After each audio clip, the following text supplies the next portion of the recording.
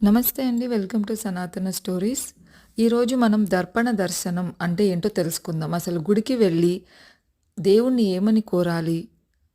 అలాగే దర్శనం అయిన తర్వాత మనం చెప్పుకోవాల్సిన శ్లోకం ఏంటో తెలుసుకుందాం.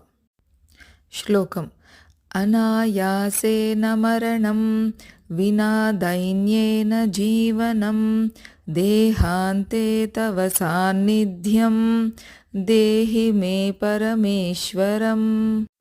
మనం గుడిలోనికి వెళ్ళిన తర్వాత దేవుని ముందు నిల్చొని 2 చేతులు జోడించి, కళ్ళు తెరిచి ప్రశాంతమైన మనసుతో దేవుడిని దర్శనం చేసుకుంటాం.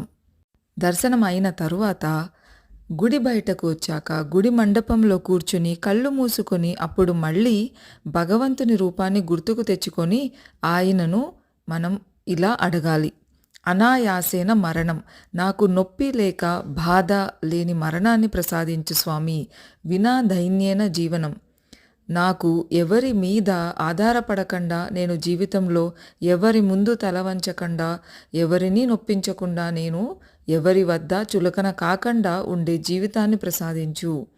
దేహాంతే తవ సాన్నిధ్యం, మృత్యువు నా వద్దకు వచ్చినప్పుడు నేను నిన్ను దర్శించుకునే విధంగా దీవించు. దేహిమే పరమేశ్వరం, ఓ ప్రభు, నాకు ఈ 3 వరములను ప్రసాదించు అని నిన్ను ప్రార్థిస్తున్నాను. అనుక్షణం నీ ప్రార్థనలోనే గడిపే విధముగా అనుగ్రహించు. నీ ప్రార్థనలో నన్ను ఉత్తమమైన మార్గంలోకి తీసుకువెళ్ళు.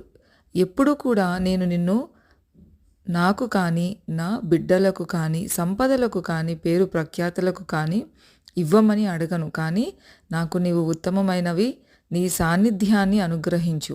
నాకు ఎప్పుడు కూడా నీవు సదా అండగా ఉండి నన్ను ఉత్తమమైన మార్గంలో నడిపించు అని మనం ఆ దేవుడికి విన్నపించుకుంటున్నాం. దీనినే దర్పణ దర్శనం అంటారు.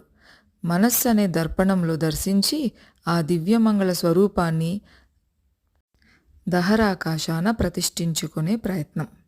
ఇలా మనం ఎప్పుడు గుడికి వెళ్ళినా ఇలా చేయడం వలన మనకు ఏమి కావాలో అవి మనం దేవుడిని అడగకుండానే ఆయనే మనకి ప్రసాదిస్తాడు. మరి ఈ వీడియో కనుక నచ్చినట్లయితే లైక్ చేయండి, మీ ఫ్రెండ్స్ అండ్ ఫ్యామిలీతో షేర్ చేయండి.